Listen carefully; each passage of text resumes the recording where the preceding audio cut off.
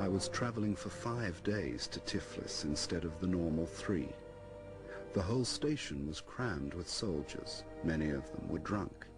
There were some courts-martial, and 3 men were shot there on the platform. A drunken comrade explained that the first man had been shot for theft, the second was shot by mistake because he was mistaken for the first, and the third was also shot by mistake because he had been mistaken for the second.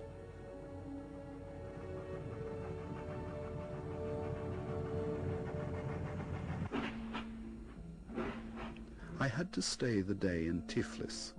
The train to Alexandropol went in the evening only.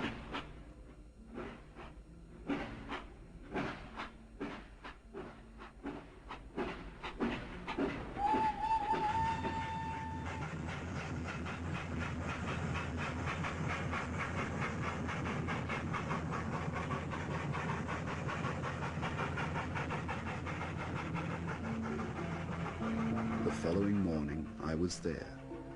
I found Gurdjieff setting a dynamo for his brother. Again, I noticed his remarkable capacity for adapting himself to any kind of work. I met his family. They were people of a very old and peculiar culture. His father was a narrator of legends and traditions, something of a bard. I spent about 2 weeks in Alexandropol. One fine day, Gurdjieff said that I would be going to St. Petersburg.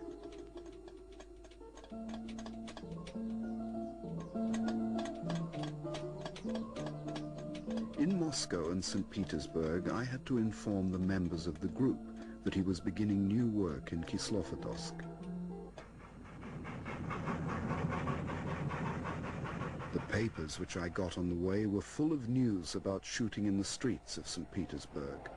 Those were the Bolsheviks who were shooting into the crowd. They were trying their strength. In Moscow, I managed to see a few people while waiting for the night train to St. Petersburg, and I passed on to them what Gurdjieff had said. Then I went to St. Petersburg and passed on the message to our groups.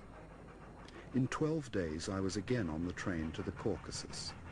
In Pyatigorsk, I learned that Gurdjieff was not living at Kislovodsk, but at Essentuki, and in 2 hours' time I was with him in a small country villa.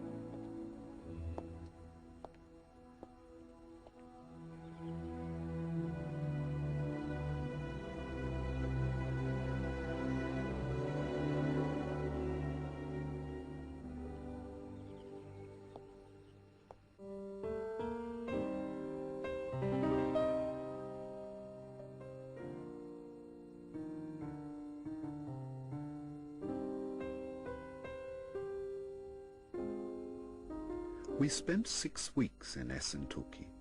Even 6 years would be a short period for everything that was connected with this time, to such an extent was it filled.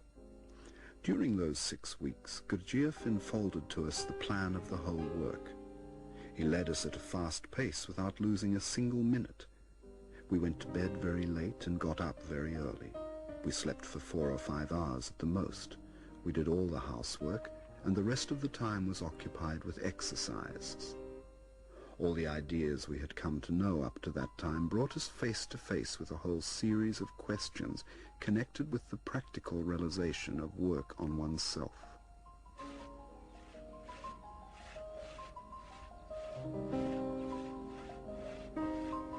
In life, everything is always arranged far too comfortably for a man to work. In a school, a man finds himself among other people who were not his choice and with whom perhaps it is difficult to live and work.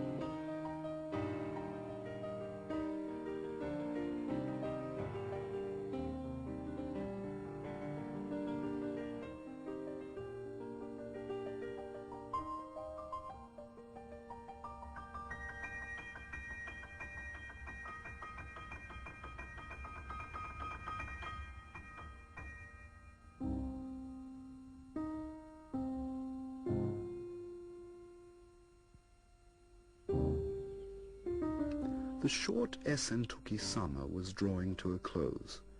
We had begun to think of the winter and to make various plans. And suddenly everything changed, for a reason that seemed to be accidental and which was the result of friction between certain members of our group. Gurdjieff announced that he was dispersing the whole group and stopping all work. At first we simply did not believe him, thinking he was putting us to a test.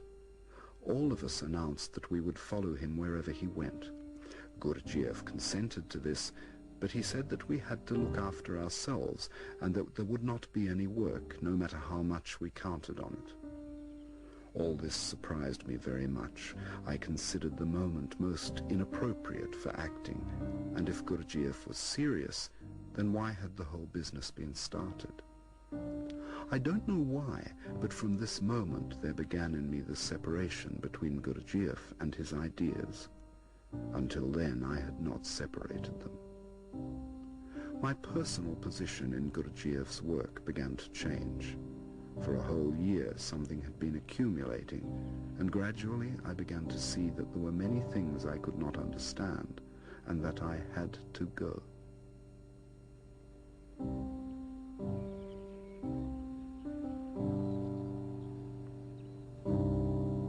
The decision to leave Gurdjieff's work and leave him produced in me a great inner struggle.